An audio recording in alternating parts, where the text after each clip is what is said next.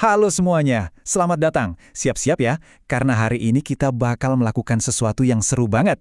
Kita akan menyingkap tirai ke dunia yang nggak kelihatan, sebuah alam yang penuh dengan intrik, konflik, dan pastinya makhluk-makhluk yang luar biasa. Anggap aja ini panduan lengkap buat Anda, buat ngerti siapa aja sih pemain utama di alam spiritual. Yuk kita mulai. Pernah nggak sih Anda berhenti sejenak dan berpikir, apa yang ada di luar sana, di luar apa yang bisa kita lihat dan sentuh? Nah, pertanyaan ini jadi gerbang petualangan kita. Alkitab itu ngasih tahu kalau realitas kita ini jauh-jauh lebih luas dari yang kita kira. Ada semacam panggung kosmik raksasa, tempat para makhluk dengan tujuan besar dan agenda tersembunyi beraksi. Siapa mereka? Nah, itu yang akan kita kenali satu persatu. Oke, mari kita mulai dari, katakanlah, para protagonisnya dulu ya. Para good guys dalam drama kosmik ini. Mereka adalah para utusan cahaya, para pelayan yang setia, mereka adalah para malaikat. Ini dia definisi dasarnya. Di Ibrani 1 ayat 1-4 itu dijelaskan dengan sangat indah. Mereka adalah roh-roh yang melayani. Coba bayangin, mereka ini kayak agen rahasia ilahi yang diciptakan dengan misi spesifik untuk menjalankan kehendak Tuhan. Jadi mereka bukan bintang utamanya, tapi mereka adalah eksekutor dari sebuah rencana agung. Tunggu dulu Prof. Jadi gambaran bayi gemuk bersayap yang sering kita lihat di kartu-kartu Natal itu salah dong? Tepat sekali, lupakan Cupid. Justru slide ini ngebongkar mitos itu. Malaikat itu punya kompas moral yang tajam. Mereka tahu betul mana yang benar dan salah. Mereka juga super cerdas, bukan sekedar robot surgawi. Dan yang paling bikin penasaran, walaupun biasanya nggak kelihatan, mereka itu bisa loh turun ke bumi dan muncul dalam wujud fisik kalau lagi ada misi tertentu. Nah, ini nih bagian yang paling personal buat kita. Jadi, apa sih tugas utama mereka? Mazmur 91 ngasih jawaban yang adem banget di hati. Mereka itu seperti bodyguard pribadi kita, pasukan pelindung yang ditugaskan Tuhan buat ngejagain kita di setiap langkah. Dan ini bukan cuma puisi loh, tapi ini janji perlindungan ilahi yang nyata dan aktif. Oke Prof, saya mau nanya nih. Ini pertanyaan besar yang sering bikin saya garuk-garuk kepala. Kalau semuanya dimulai dari baik, kok dunia sekarang rasanya kacau balau begini ya? Datangnya dari mana semua kejahatan ini? Rasanya kayak ada plot twist gede banget di cerita penciptaan. Pertanyaan yang bagus sekali. Dan kamu benar, ini memang plot twistnya. Untuk bisa ngertiin bayangan, kita harus tahu dari mana sumber kegelapannya. Jadi, mari kita kenalan dengan sang antagonis utama, Iblis. Coba lihat deh, perbedaannya di slide ini. Kontrasnya tajam banget kan? Di satu sisi, ada malaikat kudus, mereka membangun, melindungi, dan memuja. Nah, di sisi lain, ada iblis. Dia merusak, menipu, dan memberontak. Penting banget nih untuk diingat. Dia bukan tandingan Tuhan. Dia itu ciptaan yang rusak. Misinya cuma satu, melawan, menuduh, dan menyesatkan.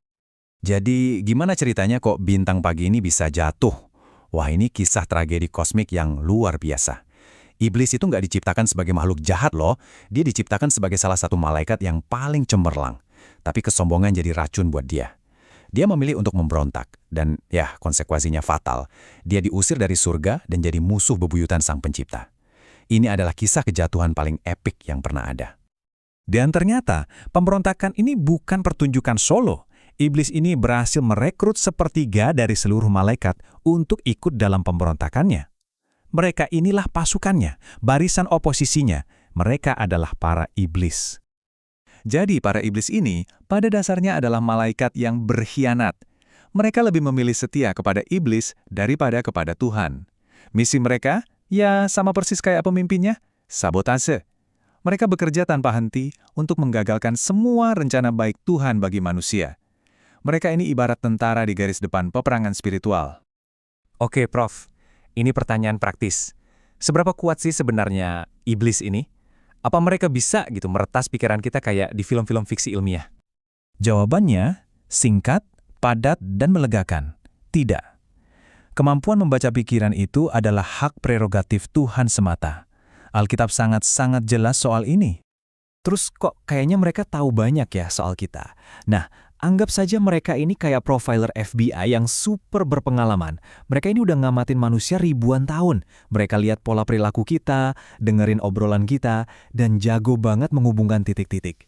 Jadi mereka tahu kelemahan kita, bukan karena bisa baca pikiran, tapi karena mereka sudah mempelajari kita dengan sangat-sangat teliti. Mereka itu detektif ulung, bukan jenayang. Sekarang, yuk kita bawa semua ini ke dunia nyata. Kenapa sih ini semua penting? Karena kita semua hidup di tengah medan pertempuran tak terlihat ini, setiap hari. Konflik ini bukan cerita fiksi, tapi realitas yang membentuk dunia kita. Profesor, coba bayangin, di satu sudut ada malaikat yang berjuang untuk kita. Mereka menjaga, melindungi, dan membimbing. Terus di sudut lain, ada iblis yang bekerja melawan kita. Mereka menuduh, menggoda, dan menyesatkan. Ini adalah pertarungan tarik-menarik spiritual yang terjadi setiap saat di sekitar kita. Dan jangan salah ya, dalam perang ini nggak ada yang namanya zona netral. Alkitab itu melukiskan gambaran yang sangat hitam putih. Cuma ada dua pihak, kerajaan terang dan kerajaan kegelapan.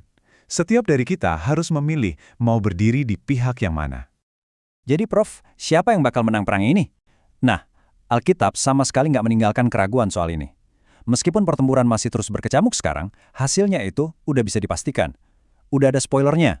Iblis dan pasukannya akan menghadapi kekalahan total. Kemenangan akhir adalah milik Tuhan, dan itu sudah dijamin. Jadi ini pertanyaan terakhir untuk kita renungkan. Dengan mengetahui bahwa ada perang spiritual yang berkecamuk di sekitar kita, bagaimana ini akan mengubah cara Anda menghadapi hari esok? Gimana cara kita melawan godaan, merespon bisikan-bisikan hati, dan menghadapi setiap tantangan? Coba dipikirkan. Terima kasih banyak sudah bergabung dengan kami dalam pembahasan kali ini.